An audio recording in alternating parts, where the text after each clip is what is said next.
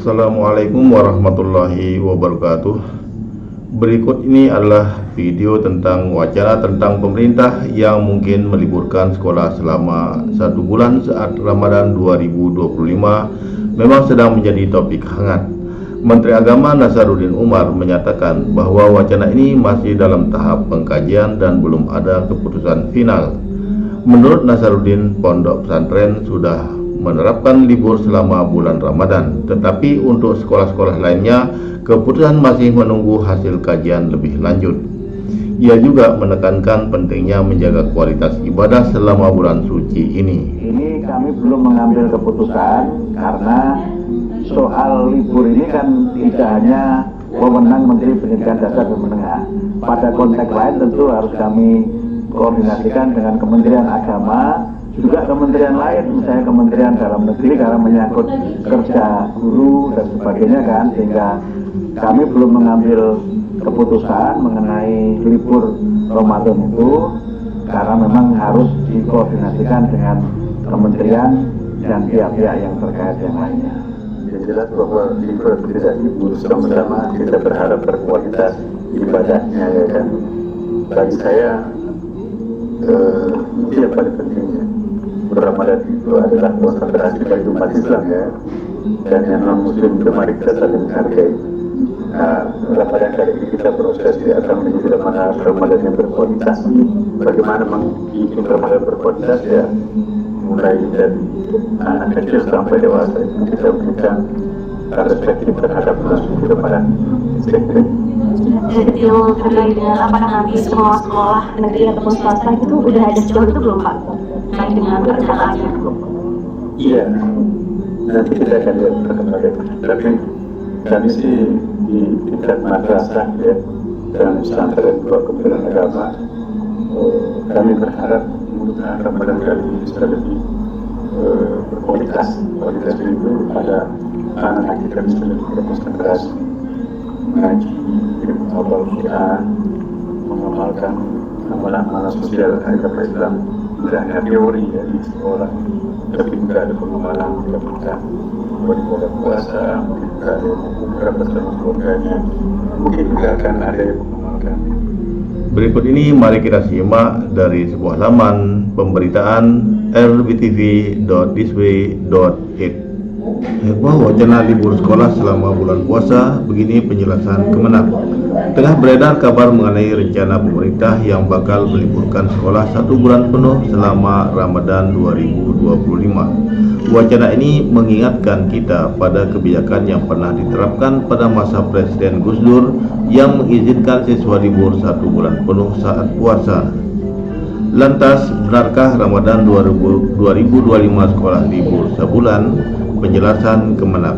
Dilansir beberapa sumber, Wakil Menteri Agama Wamenak Romo HR Muhammad Syafi'i menginformasi bahwa wacana ini memang sudah menjadi topik diskusi di lingkup Kementerian Agama meskipun belum mencapai tahap pembahasan yang mendalam.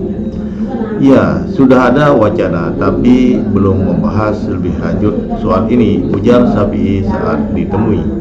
Seraya menekankan bahwa keputusan resmi masih menunggu evaluasi lebih lanjut. Sontak saja wacana ini membawa nostalgia bagi banyak orang, terutama mereka yang sempat merasa libur sekolah selama bulan Ramadan di era tahun 1990-an hingga awal 2000-an. Kebijakan tersebut dikenal memberi ruang bagi siswa untuk lebih fokus pada ibadah puasa, memperdalam nilai-nilai agama, serta meningkatkan kebersamaan dalam keluarga. Menteri Agama Nasaruddin Umar menambahkan bahwa saat ini pihaknya sedang mempertimbangkan langkah serupa untuk sekolah-sekolah di bawah naungan Kementerian Agama seperti madrasah dan pondok pesantren. Kalau di pondok pesantren, kebijakan libur saat Ramadan itu sebenarnya sudah berjalan, ungkap Nasaruddin. Namun, ia menyebutkan bahwa diskusi lebih lanjut diperlukan untuk memperluas kebijakan ini ke madrasah dan sekolah umum. Wacana libur selama Ramadan mendapat sambutan positif dari sejumlah pihak. Pengamat sosial dan keagamaan Anwar Abbas menilai bahwa kebijakan ini dapat memberikan kesempatan kepada siswa untuk lebih memahami esensi bulan suci Ramadan. Rencana meliburkan anak-anak selama bulan puasa ini sangat baik. Dengan demikian, mereka bisa lebih memahami dan menghormati bulan suci, kata Anwar. Namun, ia juga menyoroti pentingnya kelangsungan pendidikan selama masa libur tersebut. Menurutnya, pendidikan dapat tetap berjalan melalui pembelajaran daring, sehingga siswa tidak kehilangan momentum belajar meski tidak hadir di kelas secara fisik. Kementerian Agama saat ini masih mengkaji kebijakan ini secara menyeluruh. Nasaruddin meminta masyarakat untuk bersabar menunggu keputusan final. Wacana ini tidak hanya mempertimbangkan aspek keagamaan, tetapi juga efektivitas pendidikan, kebutuhan siswa, dan dampaknya terhadap jadwal akademik nasional. Saat ini kami masih merumuskan bagaimana kebijakan ini dapat diterapkan secara optimal, jelas Nasaruddin. Jika disetujui, kebijakan ini diharapkan memberikan manfaat besar baik secara spiritual maupun sosial. Siswa diharapkan dapat memanfaatkan libur untuk memperbanyak kegiatan ibadah seperti salat tarawih, tadarus Al-Quran, dan mendalami ajaran agama bersama keluarga. Namun, pemerintah juga perlu memastikan bahwa libur panjang ini tidak mengganggu capaian kurikulum pendidikan. Sistem pembelajaran daring bisa menjadi solusi agar siswa tetap dapat belajar secara fleksibel.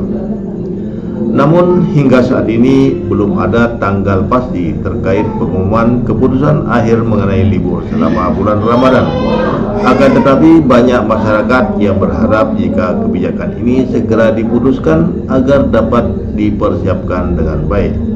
Terlepas dari apakah wacana ini akan diimplementasikan atau tidak, diskusi seputar kebijakan ini mencerminkan perhatian pemerintah terhadap kebutuhan spiritual dan pendidikan masyarakat, khususnya generasi muda.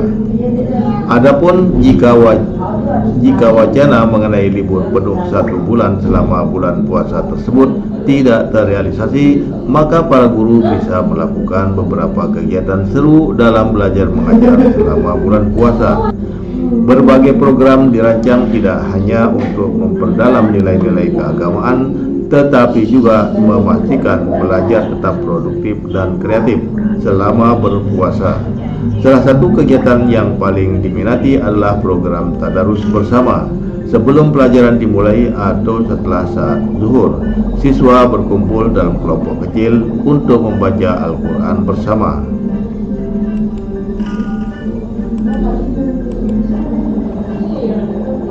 Beberapa sekolah bahkan menetapkan target khatam Al-Quran selama Ramadan untuk meningkatkan semangat para siswa. Selain tadarus, kajian Islami menjadi agenda rutin yang digelar di banyak sekolah. Dengan menghadirkan guru agama atau pembicara dari luar, siswa diajak mendalami tema-tema menarik seperti keutamaan puasa, manajemen waktu di bulan Ramadan, hingga pentingnya menjaga akhlak. Untuk meningkatkan kreativitas siswa, beberapa sekolah mengadakan lomba-lomba Islami seperti lomba kaligrafi, azan, hafalan surah pendek, hingga ceramah singkat. Tidak hanya itu, kegiatan sosial dan amal juga menjadi sorotan. Selain itu, siswa juga bisa diajak menggalang dana, mengumpulkan barang layak pakai, atau membagikan takjil kepada masyarakat sekitar. Beberapa sekolah bahkan menyelenggarakan program bersih-bersih masjid sebagai bentuk kontribusi langsung kepada lingkungan. Bagi sekolah yang ingin memberikan pengalaman lebih mendalam, pesantren kilat menjadi pilihan favorit.